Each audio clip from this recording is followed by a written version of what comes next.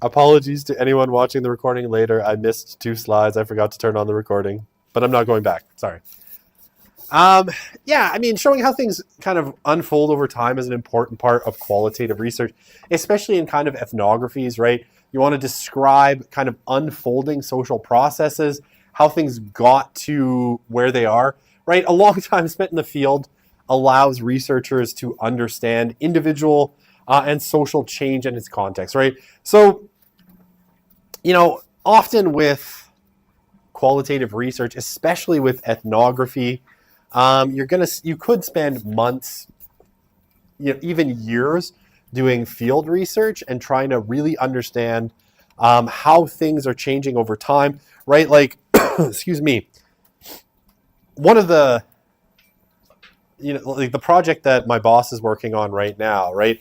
Basically, the as she has it conceived at the moment, and this could change, is going to the research part is going to unfold over somewhere between 2 and 5 years, where basically they're going to go into prisons and talk to people who are incarcerated and track them kind of 2 months after release, or right after 2 weeks after release, 2 months after release, and then hopefully 2 years after release, and kind of re-interview them through these events, basically to try and get a sense of how their reintegration process is proceeding over time, right? And how they're perceiving all of the events that are happening in their lives, right? So ethnography, probably the best way, or one of the best ways to get this process over time.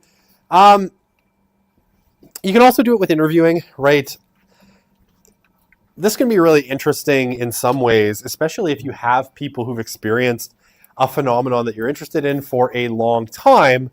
You can go back, like I'll give you the example. When I was doing my research on Russian TV, I talked to this one guy, an American, who had been a consultant for Sony over in Russia. And he had spent about 8 years working in Moscow, in the TV industry there, doing consulting. And so this was a really interesting way that I could get a sense of like how things had changed over time in that particular kind of context, because he had been there like kind of as things were launching in the late 1990s, and through for a decade-long period until the beginning of the 2010s. And I interviewed him in 2013, so he hadn't been back that long.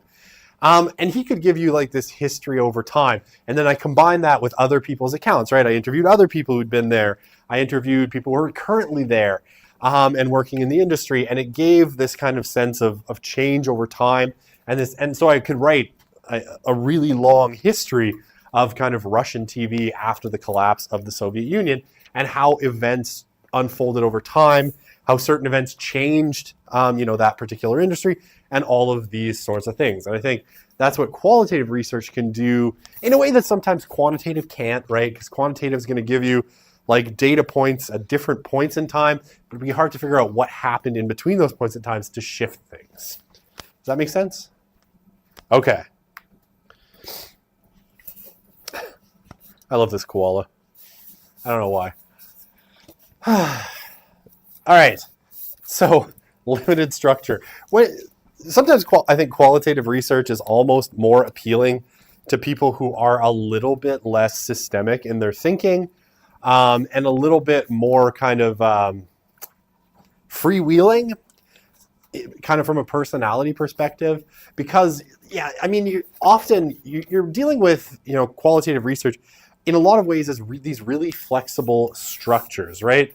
I mean, you start typically with a very general research question.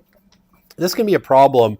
I'll put it this way, because when I was doing my candidacies, I had a bit of a problem because one of my candidacy committee members was a hard quant person, and I was doing qualitative research, and we butted heads because he's like, your research question is far too general. And I'm like, but that's appropriate for this kind of context.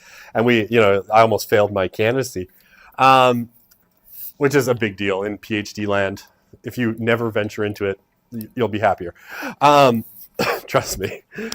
I just saw a chart or a comic today as PhD comics comparing weddings to PhDs. Both last on average about 7 years. About 50% of them end in failure on both sides. So they have that. Anyway, stay away from PhDs if you can. Yeah, generally, right, we don't have a hard theory kind of driving qualitative research. Sometimes you have a general kind of theoretical orientation towards one of the grand theories. But in general, right, you're developing the theory as you go in a kind of grounded theory model. Um, and yeah, you can change, and shift around and focus on different areas as you kind of move through a particular research project. And yeah, there's always these things where, when you read people who've done qualitative work, there's always like this thing where you thought you were doing one thing, and then, you find a new direction of study as you're kind of studying things. Like when I was doing my master's degree, right, I basically started out with this idea that I was going to look at news in Russia, like news broadcasts in Russia, and I was going to do an analysis of news and media in that way. And as I was sitting there watching, endless kind of Russian news broadcasts, I just happened to stay tuned in one day, and after the news, they started running these fiction series, and I was like, well, that's really interesting, because there was really interesting representations of, say, like Russian nationalism and all sorts of identity things. And I totally ended up dropping the news thing and deep diving into just TV fiction, right? And so you can change your kind of approaches as you observe things, and you can find new directions. And often what happens in qualitative research is people will tell you something that's really interesting, and it can completely shift your understanding, right? And so then you have to kind of follow, that trail down to the end. Okay. All right. So, main goals of qualitative research, basically seeing through the eyes of other people, bringing out a sense, excuse me, the dry air is absolutely killing my throat. Bringing out a sense of process, flexible, unstructured method of inquiry, right? Achieving a deep understanding of people groups being studied, all of these sorts of things. So as you're pursuing kind of a research question, you might want to think about, what this kind of looks like. And here I would put a big star on this one, because you don't have to do that part. Pursue social justice and bring about social change. There's lots of qualitative research that isn't going to pursue social justice and bring about social change. And it's probably, overly ambitious to think that you and your research project, especially at, say, a master's or PhD level, is going to bring about social change. And you're likely to find, yourself frustrated, if you will, if you're like, I'm going to change the world with my research, and then realize that once you post it on, it gets published in a journal, and within the first 3 years, it's had 18 readers, because a lot of research, unfortunately, lingers in obscurity, which, I look at my publication portfolio, and that speaks very strongly to that. Unfortunately, people find my research far less interesting than I find it, and that's true in general. So I would always put a big star on pursuing social justice, and bringing about social change, because a lot of research ends up being iterative and really not having a ton of impact. Some does, right?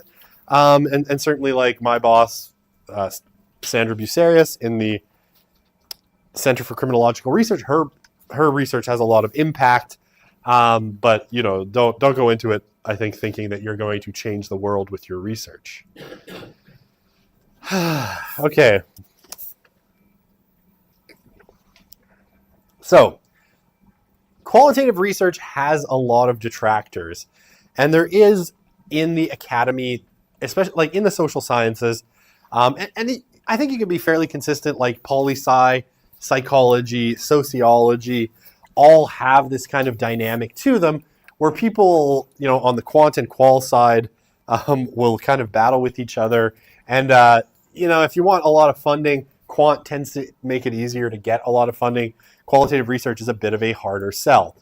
Some of the critiques of qualitative research, that it's too subjective, right?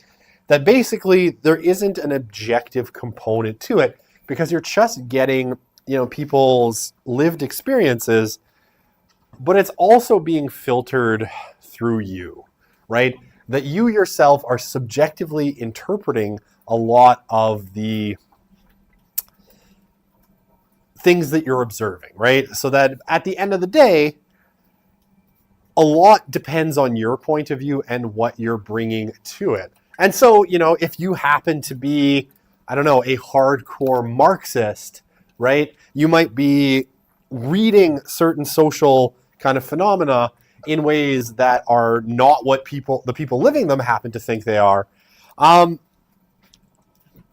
because it's subjective to you, right? You're doing the interpretation of it, and there aren't like hard and fast numbers that you can refer back to and people can test your hypothesis.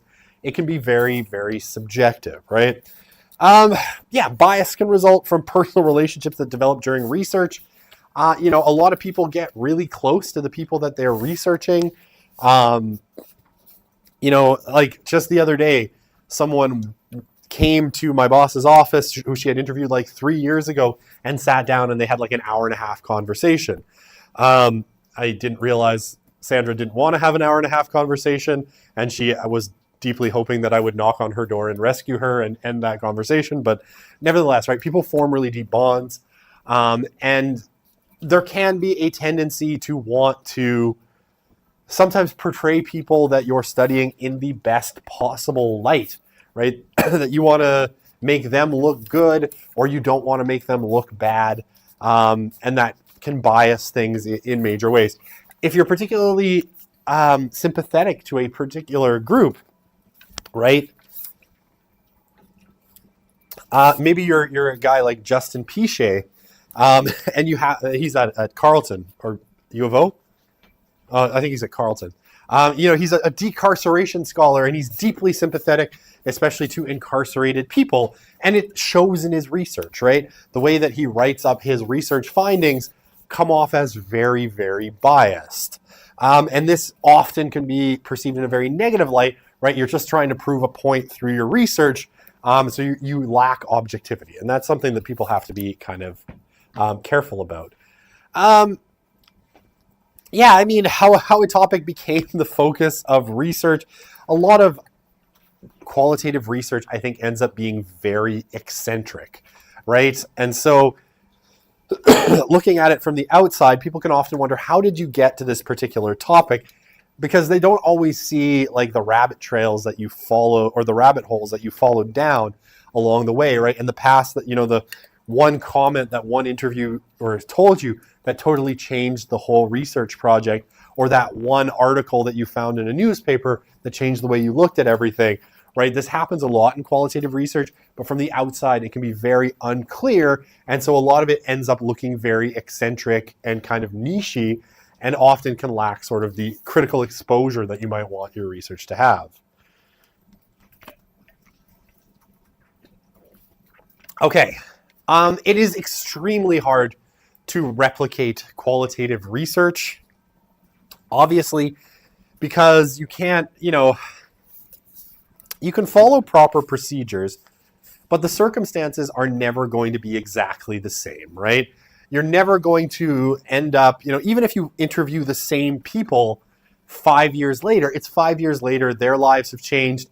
If you did a study where you interviewed teenagers at high schools in Edmonton in 2010, and you go back and do that same research on teenagers in 2020, they're not the same people. All of the inputs that go into those people will have changed. So you can repeat certain procedures, but getting exactly the same kind of results, replicating the experiments, or not the experiments, the studies can be really, really difficult. Almost inevitably, right, reactive effects will occur. It's really difficult in qualitative research because almost inevitably, you as the researcher are standing there presenting yourself as a researcher. So there's almost always going to be some kind of reactive effect, whether people are telling you the things they think you want to know or changing their behavior because you're at, the party that they're at or whatever. So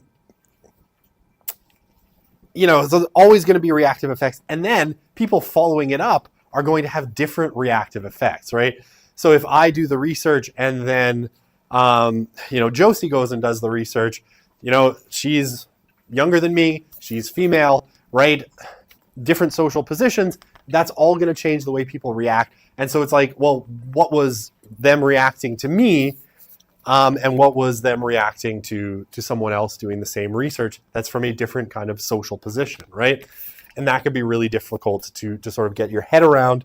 And it's like, even if I go and do the same research 10 years later, right? Well, now I'm more established, I lost all my hair, and I look different to people. So the reactive effects even there can be really difficult to figure out how did people react to me when I was 28 versus how did people react to me, in my 40s. That can be a hard thing. And you as a researcher might not even be aware of it because you're like, I'm the same person I was. You might not know what's going on. Okay. It's generalization, right? Issues of generalization. Generally, when we talk about qualitative research, it's going to be very specific to the time and place that you did the research and not really generalizable, right? And so this is a critique, right? It's like, great, you did an ethnography of biker gangs in Edmonton in 2023. Who cares, right? Because that doesn't tell us anything about broader social phenomenon. We can't export that to other places. It gives you sort of a snapshot in time of this one particular group. And there's going to be some segment of the population that's like, whoop-de-doo, right? Like, doesn't matter. It can't be generalized, right? It's not like quantitative research where you can say, hey, we did this research on, religiosity in Alberta, and we did 3,000 people. We can generalize that out to the whole population of Alberta or whatever, right? With qualitative research is like, you just are talking about that one group. That said, that's not the goal of qualitative research, but it's something that quant researchers often, are critical of qualitative researchers for. So something to keep in mind as well. In-depth description and understanding of meaning is what you're aiming for, and that's what you'll get. It is also, because of that, I think harder to get funding because it's like, well, what do I care about this really small phenomenon amongst this little group if those results can't be generalized to larger kind of populations? Okay. These are I should have put more color on these slides. They're very boring. Black text on white background.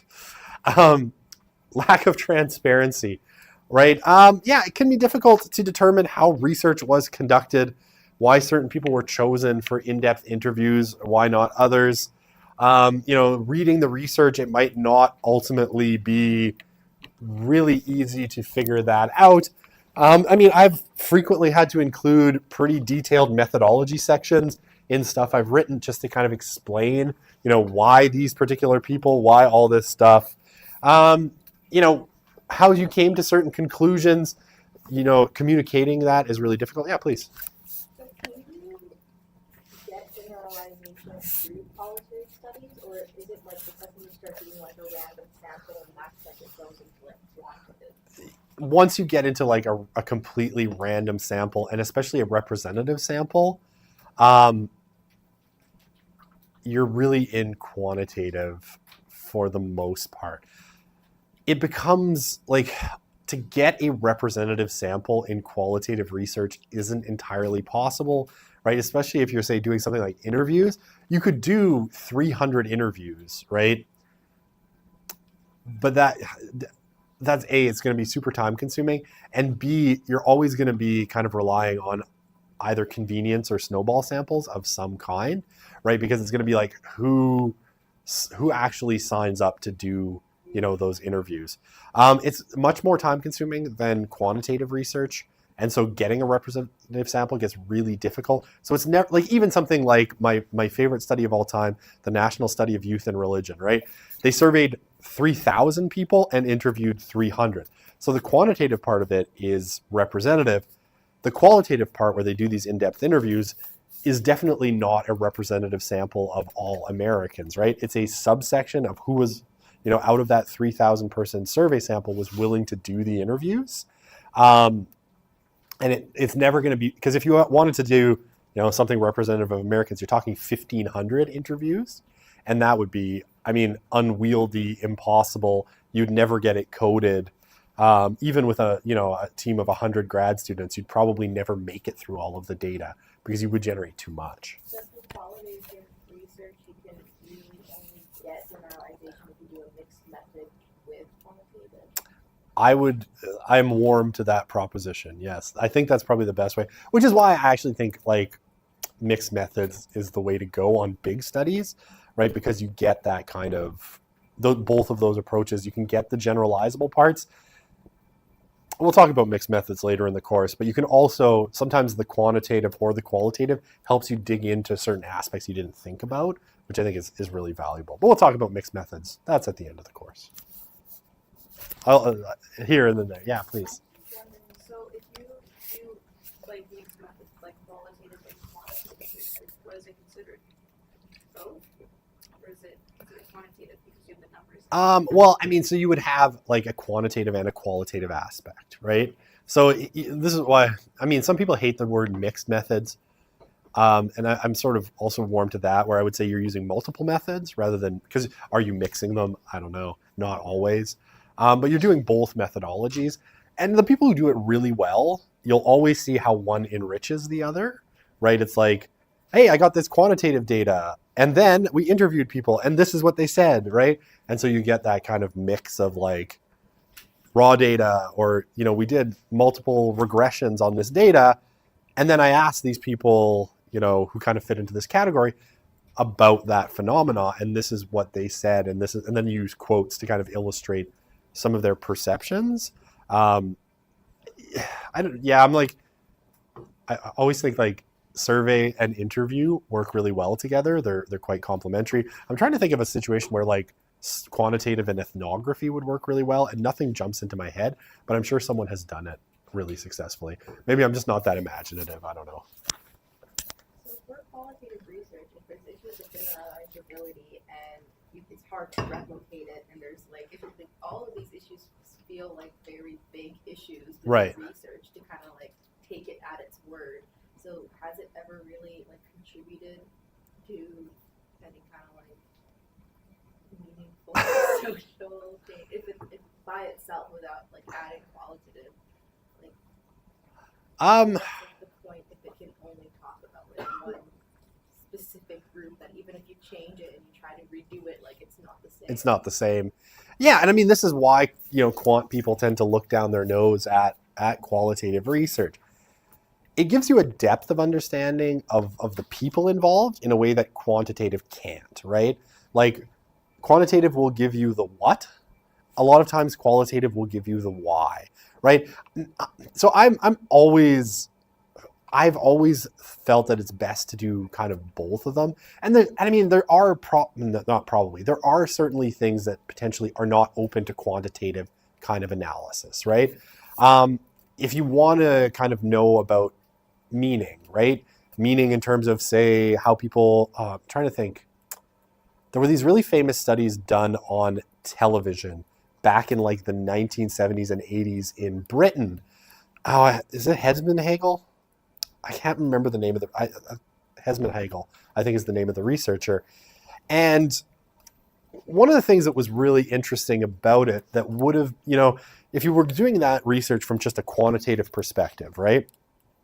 You would have been like, oh, everybody in Britain is watching the BBC News at this time, and these are the stories, and this is how many times these things were mentioned.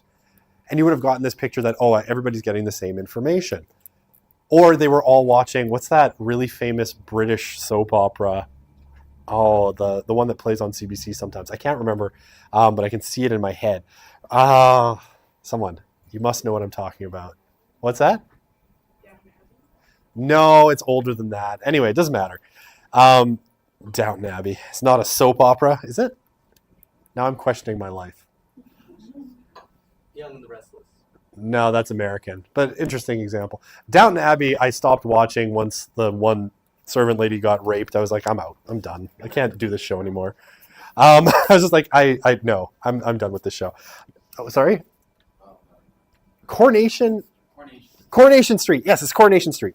Okay, Coronation Street. This is like British phenomenon, where like at certain points, like 40% of the British population will stop what they're doing and watch Coronation Street. And, people who had done quantitative analysis on it were like, these are the themes, right? This is how many times these themes are shown.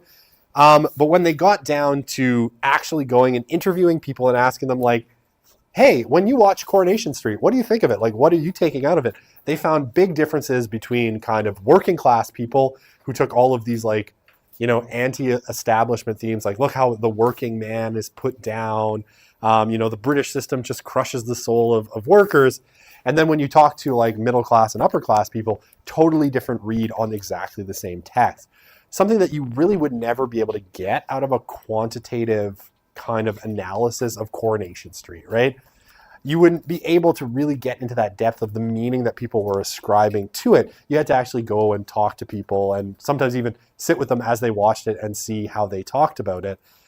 And so it gives a different kind of level of meaning. And, from this, people kind of drew, was it yin yang?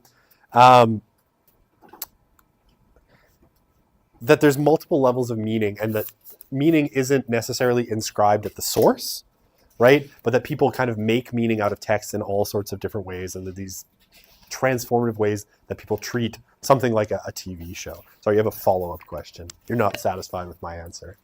I would feel like that's good, but if it's an issue of generalizability, like how can you say that all British people feel this way if you're doing like a qualitative? Well, you can't, right? But that's what it kind of shows. It's that not all British people would interpret things the same way, that their particular, like Susie from, Manchester, who's working class and, her husband works in a factory, she reads this in a completely different way than, Elizabeth, who lives, in central London, right? That there are these kind of layers of meaning, and it can be very situational based on who it is, what their backgrounds are, something that quantitative research would have a really difficult time kind of nailing down, right? In terms of like letting one of them talk for hours about, what they feel about Cardi B or you know what I mean? Like how they interpret their husband spending all their time watching soccer, right? All of these, or football as it were, details of kind of their experiences that you couldn't get at a quantitative level, which might not be generalizable, right? But it does tell you something about particular peoples and groups that you wouldn't be able to access otherwise, right? And you can learn things from that to say, maybe in generalizable terms, not everybody interprets things the same ways, that there are these very bounded ways that personal experience shapes interpretation of texts, or I don't know, there's any number of phenomenon, why people join gangs, right? All sorts of things like that. So, I mean, it tells you a different story. And that's where qualitative researchers will always say, it tells you a much more in-depth story about people's experiences, whereas quantitative is like, at the level of society, it can tell you a lot. But in terms of like, even if you look at something like the rise of people who say that they are nothing in particular, right? In terms of religion, the famous nuns, which we'll talk about in 376 later. She's also in my sociology of religion class. We can get a sense of like the trend lines. Okay, there's all these people now identifying as nothing in particular, but to get to the why, you kind of have to go and talk to people who are nothing in particular and be like, so what is it you actually believe, right? What is it, like, what is your actual read on these questions about spirituality that you couldn't just get in asking your standard set of religious quantitative questions? Does that make sense? Okay. All right. Other questions. Fight me. No, I'm kidding. Again, qualitative, I always think of this as like in social science research, these are like the two lungs of social science research. And social science research, I think, is always best when it's breathing with both lungs.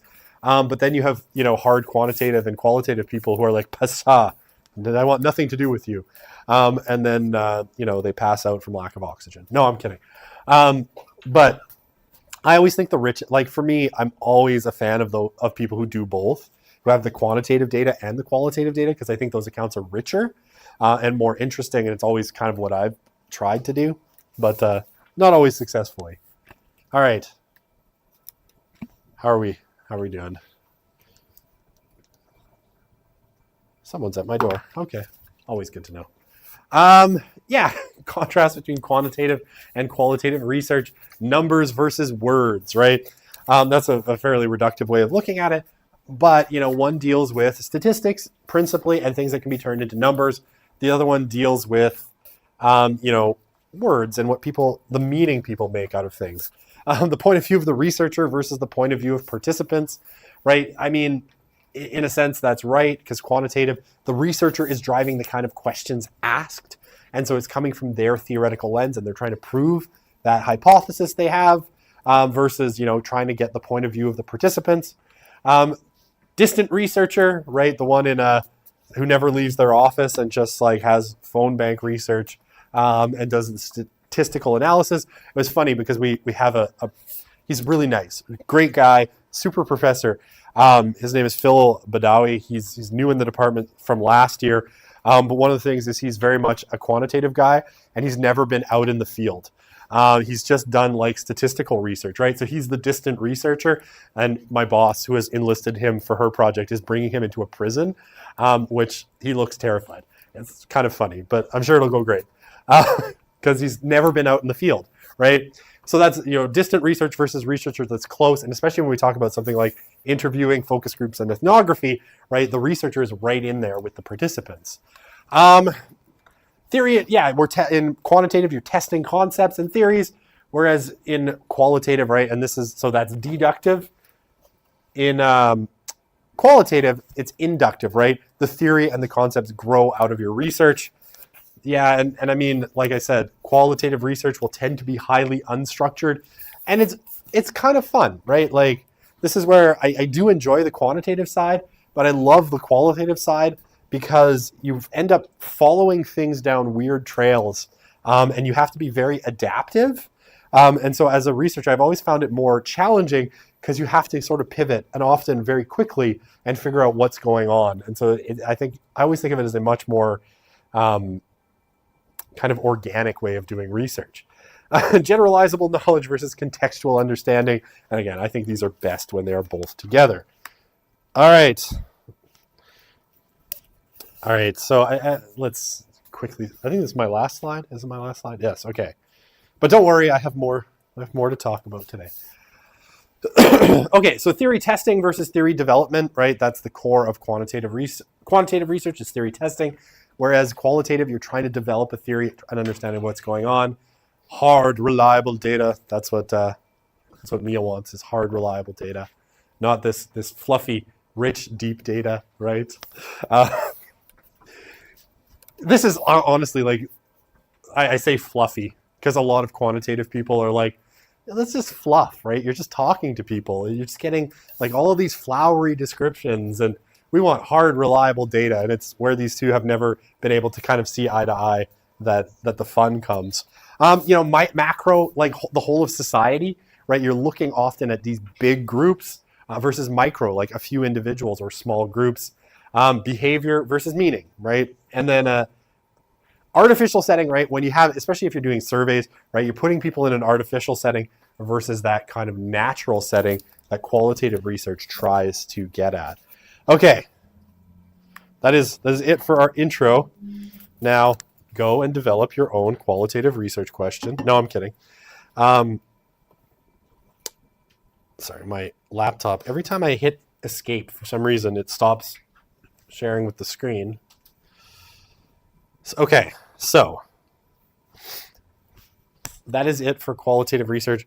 Minutes before class started, I posted the slides for ethnography, so they are currently on eClass. And I only did this because I forgot to do it last night, which I was I got my slides ready. I feel like I'm forgetting something. And then I went and reconciled my credit card and wrote 3 letters of reference. And so it is now on eClass, and you can go and find it. And I will open it. And we'll start talking about ethnography here. Okay. Oop, that is apparently not working well. Oh, right, I know. Sorry. I have to put duplicate, not extend on Windows. There we go. Thank you, Microsoft. All right. So, ethnography. That's our next big topic. it's a tough one in some senses, because this is probably the one, or not the one, but one of the qualitative types of research that I have not really done. I've done content analysis, I've done interviews, I've done focus groups, and so I can talk about them, I feel like, with a lot of confidence. Ethnography is the one that I have, I think, the most theoretical knowledge of. Like, I've done survey research, right? I've practiced things like structured observation, though I hate it. So I've done a lot of these things. This one is the one where I'm like, I know theoretically. Okay, what is an ethnography, though? It literally means, as this nice quote from Marvin Harris says, the portrait of a people, right? An ethnography is the portrait of a people. And it's written, description of a particular culture, a group. It really comes, like, it's a methodology that was really pioneered in anthropology.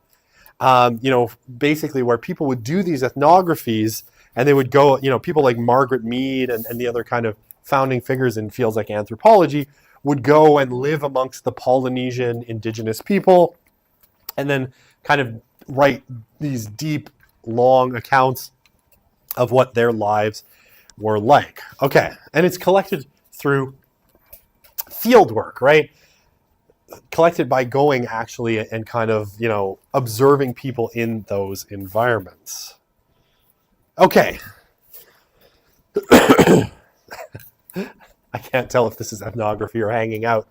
And that's a genuine problem sometimes.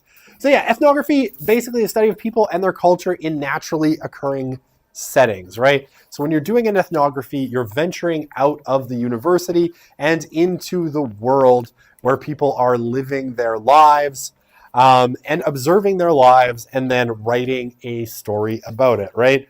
It is observed typically in unstructured ways, right? Carrying out in-depth discussions and interviews with people studied. So yeah, one of the kind of potential hurdles that I think comes with explaining ethnography is that sometimes ethnography is a method of methods, right? It is a method that is going to blend a whole bunch of different things, from things like participant observation at its various kind of pitches and interviews, right? And sometimes even content analysis, all within kind of a framework that you're going to call an ethnography, right? Because a lot of times, in an ethnography, you might be, my favorite example, and Evan's, of course, is hanging out at the furry convention, and while you're kind of watching, Steve the cat and Wanda the skunk kind of, chat with each other, you are then gonna try and get an interview with both of those people to sort of try and figure out what the events that are happening mean to them, right? So you're observing in some senses. You might also be, doing interviews and, other kinds of in-depth discussions. You might do focus groups. You might do all sorts of approaches within this thing that we kind of call ethnography. So sometimes it is a little bit nebulous in terms of its approaches. Okay, so what's the goal, right? The goal is to describe the life of a community from the point of view of participants with as little impact as possible, right? So always with an eye on reactivity and what your presence as a researcher might do to them, trying to, basically minimize this as much as possible, right? So if you're doing, we'll talk about different kind of levels of, say, participant observation and different approaches you can take to it. But, the goal is to not disturb that natural social environment. So perhaps donning a disguise might be in the offing if you're doing ethnography, right? There's ethical concerns with that, but we'll talk about it. Okay, and yeah, you're immersed in a particular social setting for a long period of time, sometimes even years, right? Now, certainly with anthropologists, when they've done this, right, they've gone and lived with groups of people, right, for years at a time, right? To try and catalog what the natural social life, I always think of Margaret Mead, she's early in anthropology's history, right? Indigenous people in Polynesia, she lived with them for years and described, their diets, their cuisine, their mating habits, all of these sorts of things in great detail, right? Other people have done these things of like, with the Hells Angels, right? They've done research on the Hells Angels, and they've spent years, spending days at a time, weeks at a time in that kind of environment. I don't think you'd get that past ethics anymore, but in, past days, in the before times, it was possible to do some of these really weird kind of research studies. But, people will go and spend, months and years in the field kind of collecting data. And sometimes, the big problem for ethnography is knowing when to stop when you have enough. Okay. So, I don't know why this has a fox on a blue or a green and purple background, but I just met you and this is crazy, but here's my consent form, so be it in my ethnography. Okay, so participant observation, right, is the observational part of ethnography. Ethnography and participant observation, in some senses, we can talk about as somewhat synonymous. Although, like I said, I think with ethnography now, it's sort of broadened out and includes other methodologies like semi and unstructured interviews that sometimes kind of maybe even content analysis at times. And so I think, participant observation is more like synonymous with one aspect of ethnography, particularly that like live amongst the people kind of part of ethnography, right? Generally, like ethnography is the term that's used because it sounds more academic-y at the end of the day, right, than participant observation. But it tends to be a more inclusive term, and it brings in the fact that, ethnographers don't just do the participant observation part. Okay. Studying documents, artifacts from the community, all these things can be part of ethnography as well. So participant observation is often the biggest part of ethnography, that kind of, being amongst a group. But I don't think ethnography is limited to just participant observation. Okay, so I already said the thing about, I got ahead of my slides and I already said the thing about anthropology, so let's move forward. I guess it also refers to the written account about a particular qualitative research, right? So, I did the ethnography, I went and lived amongst the people, and I wrote up my ethnography. Then that is your written account. So it's a word that's kind of, used in multiple ways, which can make it a little bit confusing. Okay, so when it comes to participant observation, right, there's obviously a bunch of challenges. Access is probably the biggest one, right? When you want to go and study a group of people, you have to somehow insert yourself into that group. Now, this can vary in some ways from the very easy to the very, very difficult. And like cultivating ties within a group that you want to study, can take months and weeks and years. And sometimes that's the thing that, you started out on your research project. You said, I'm going to study, I don't know. I can't remember. I don't know any of the names of the local gangs in Edmonton. Let's call them the South Side Serpents, who run in Summerside. Right. You want to study the South Side Serpents, and you spend, months and years trying to cultivate relationships, but you never get access to them, right? They never actually allow you to go in and be amongst them. And so you never are able to do the research, right? It's a key point in ethnography, right? Trying to get access to the place you want to do your observations. And it can be very challenging, especially in closed settings, right? So open settings are relatively easy, right?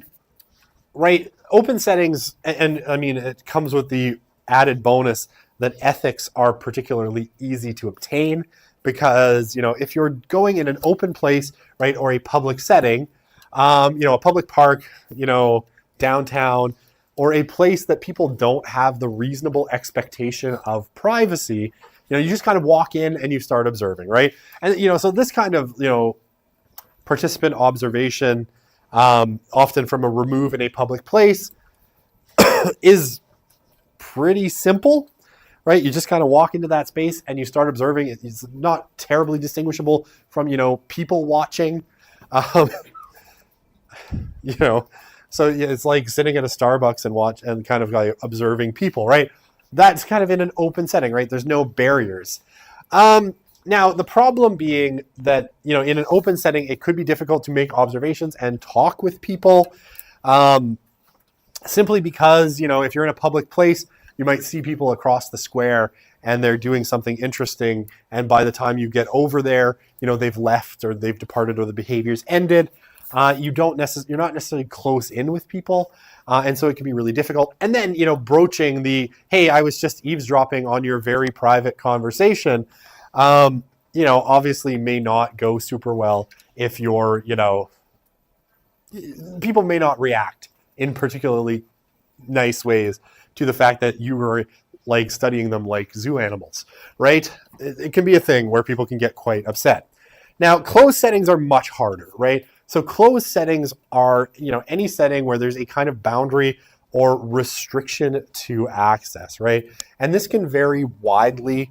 Industry settings, like anything you want to do that involves companies, almost inevitably, right? Companies are not in any rush to let the average person in the door to do research. Anywhere where you're going to find gatekeepers of some kind, right? You have to get access to a particular site. You wanted to, even to get into a convention, right? You have to get access to these particular locations. It can be really, really difficult to do. And this, you always run the risk of essentially a figure like Gandalf kind of being like, you shall not pass, you shall not enter here. Inevitably this somehow seems to be like some sort of receptionist, or kind of public facing kind of figure. You want access to this place, but they're like, no, you can't. And sometimes that gatekeeper is the hardest person to win over because their job is to say no to stuff. Okay.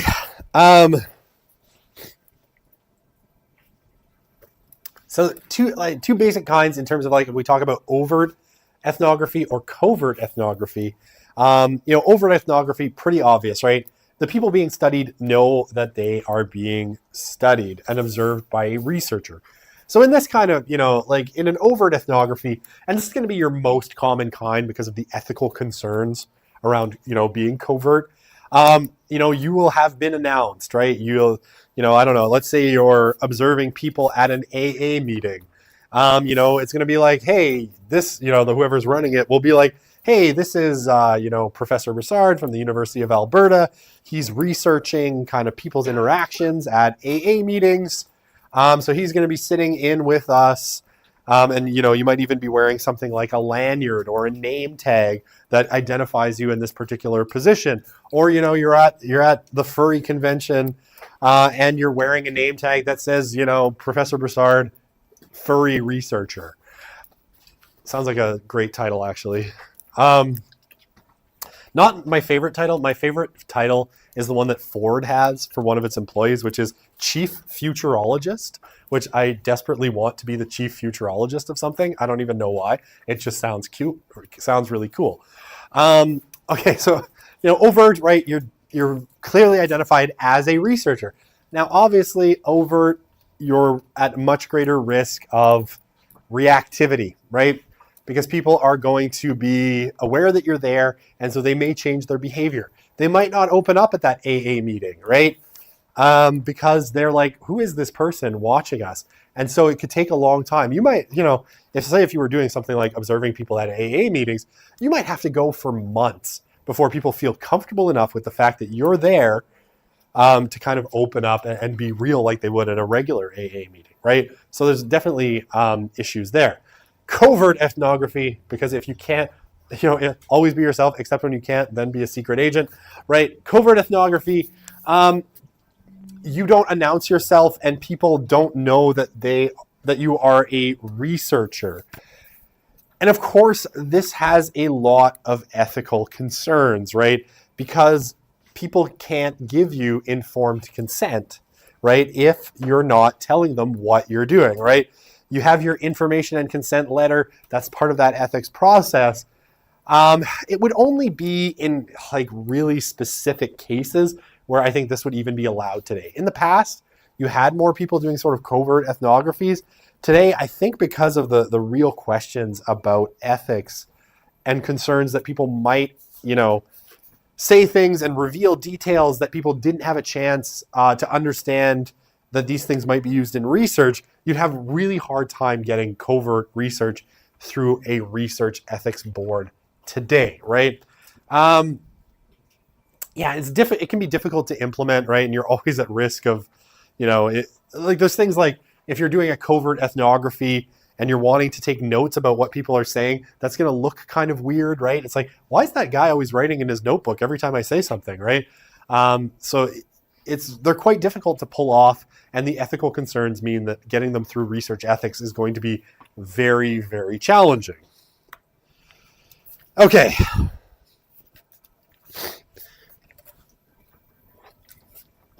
Oh, yeah, these are just kind of, kind of famous studies that people did in terms of like overt roles and in open settings and closed settings, right?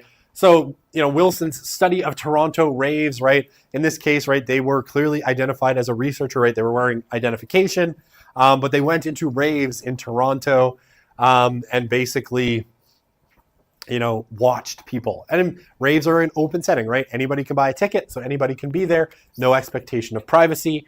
Toten's study of youth gang members. Again, this was, someone who cultivated relationships with youth gangs, but identified themselves clearly as a researcher and, kind of got the research. Covert role in an open setting, right? Lots of ethical concerns, which is why, the date here for the example is so old.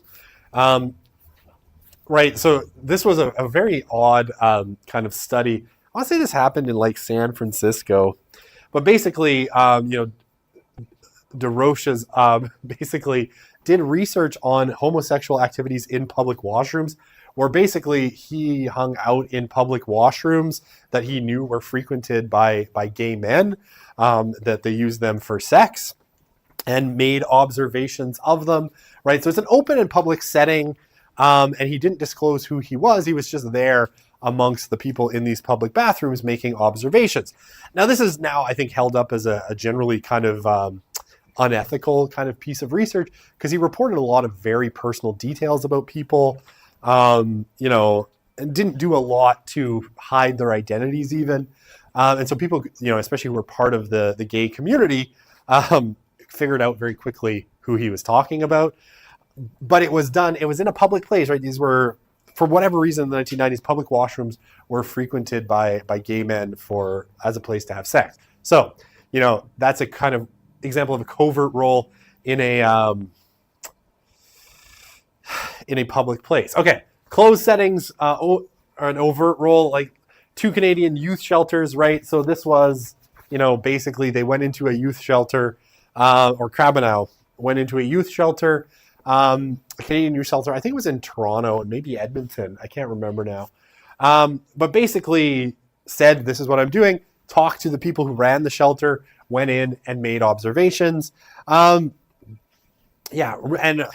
Restoule et al.'s 2013 research on Indigenous students, again, went and lived with Indigenous students, but were very overt about who they were. But you had to get access to those spaces, right? You couldn't just walk in.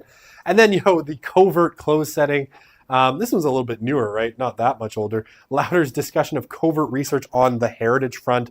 Some people have done this kind of research with hate groups. I guess that's one place where, people, in order to talk about hate groups or right-wing extremists, there's been a few kind of interesting studies where people have done this kind of covert ethnography where basically, I guess this is a little early, but the equivalent of they slapped on a MAGA hat, grabbed an assault rifle, and went and hung out with a particular kind of extreme right-wing quasi-neo-Nazi or white nationalist group. And, basically went and did research in that space, right? Why? Because you'd never be able to get any information out of that space otherwise, right? Well, except for people who had left that movement were kind of our only source of knowledge about, say, like fringe right-wing militias and stuff. But some people have done that kind of research where they've said, grab the assault rifle, put on the camo, go live in a compound for a few months, and sort of create an ethnography of that. Now again, super dangerous, because if you're discovered, say, infiltrating a right-wing militia or a left-wing militia or whatever for research purposes, you're never entirely sure if they figure out who you are, that they're not going to shoot you in the face, to put it gently, or just beat the holy hell out of you. So I mean, not recommended as a research approach for anyone. But, people have certainly done this in closed settings, right? But it does take, I'm trying to remember Lauder's study. I want to say it took him like years to cultivate like the persona that he went in and did this research with.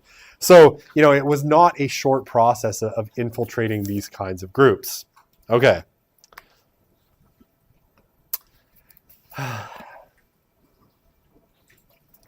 So, there are many different ways to gain access to closed settings. How are we doing for time, by the way? I haven't looked at the clock. Are we over and you're just enraptured by ethnographic research so you don't want to leave? No, I'm kidding. Yeah, friends, contacts, and colleagues, right, are often ways that you can get access into particular groups, right? So if you know someone who is part of an AA meeting, right, you might use that person to get into AA, right? You'd be like, hey, can I tag along with you? Someone who's a furry, you tag along with them. You get access through people that because we all have that one friend who's a furry, right? No, that's just me. Oh, I'm kidding. Okay. I made one person laugh, so I win. I win the day. All right, use the help of gatekeepers.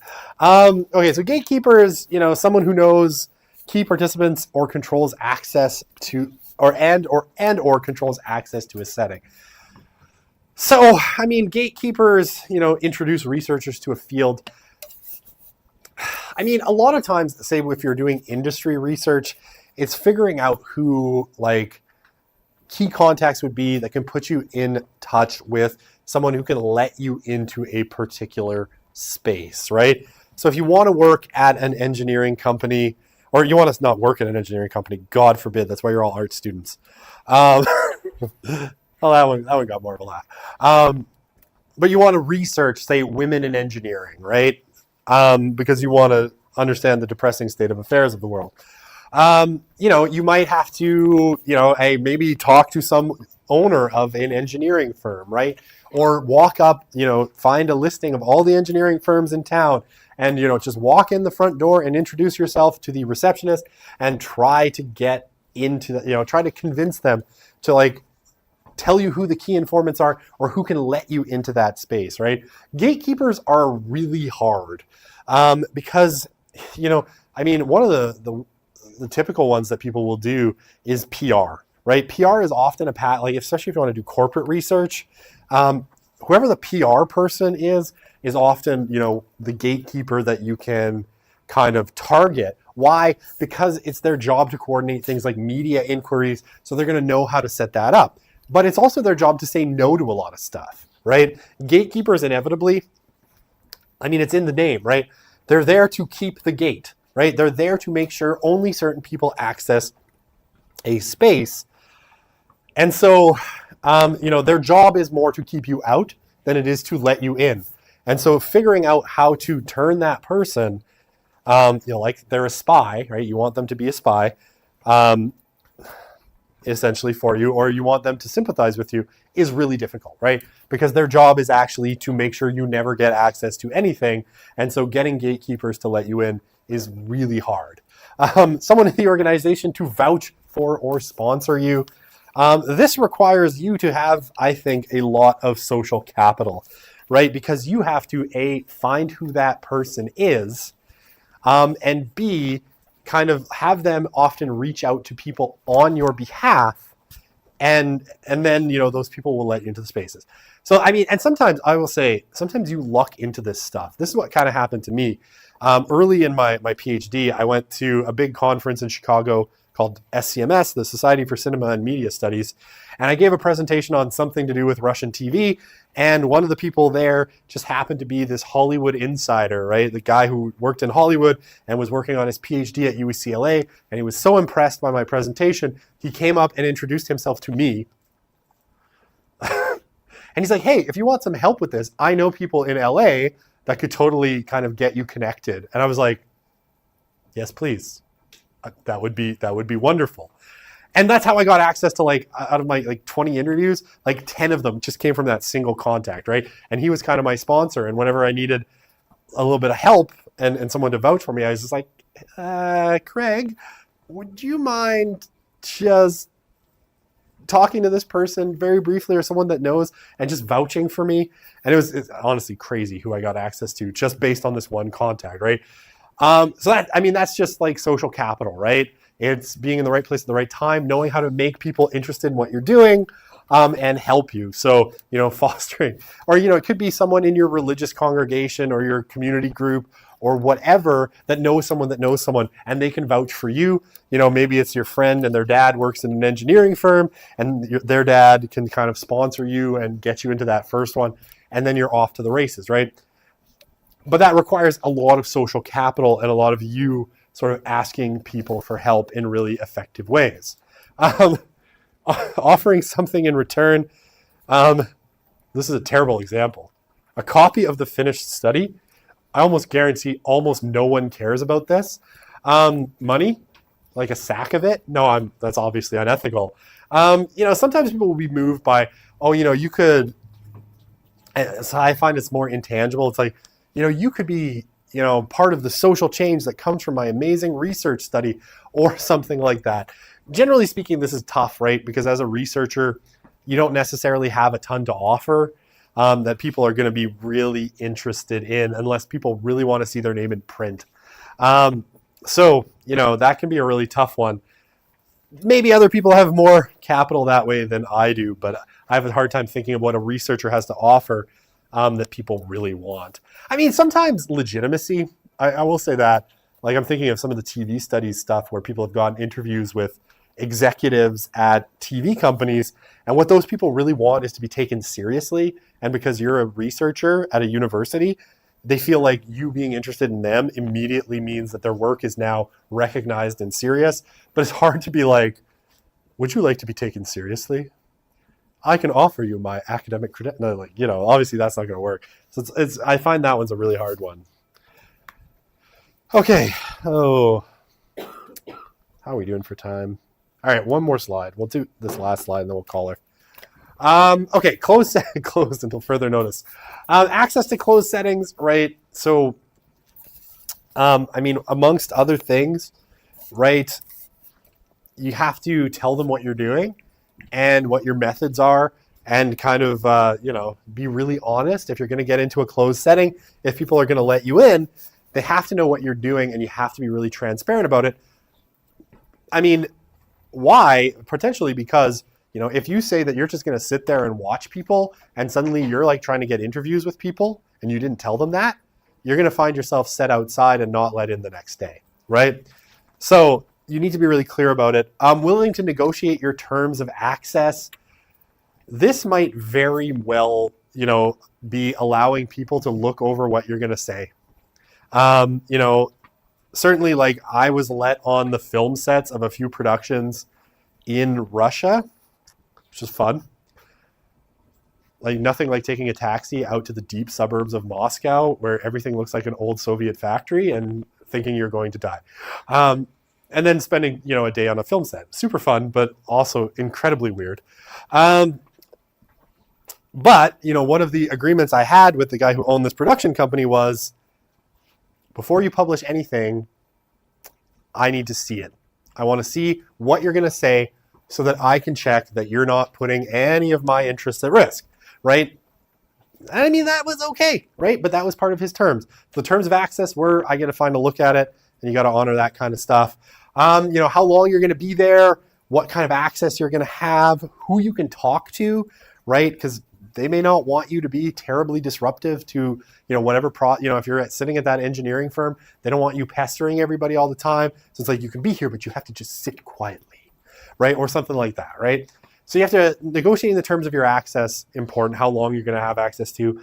Be open about how much time your research will take, right? People really, time is a precious commodity. It's the only thing they're not making any more of. And the thing that you can't get back. So, you can very much alienate people if all of a sudden, they thought you were going to be there for a week and you end up like being there for a month. And this can damage your ability to do follow-up research in major ways, right? In covert research, adopt and support a suitable social role. Not recommended. Obviously, in covert research, you have to look the part and be a kind of suitable kind of person in that space. Otherwise, you're going to create some reactive effects. But again, covert research, I think just not recommended. Okay, I said one more slide. We still got 4 minutes, but let's call her for the day. I'm bludgeoning you with qualitative research and ethnography for long enough. All right. Lab today. Remember, I will send out a reminder to people in a minute. But yes, lab today, and then the first mini lab will be due on Sunday, qualitative research question. And I'm working on exams and major labs as fast as I can to get everything sort of squared away. This is why I don't sleep at night anymore.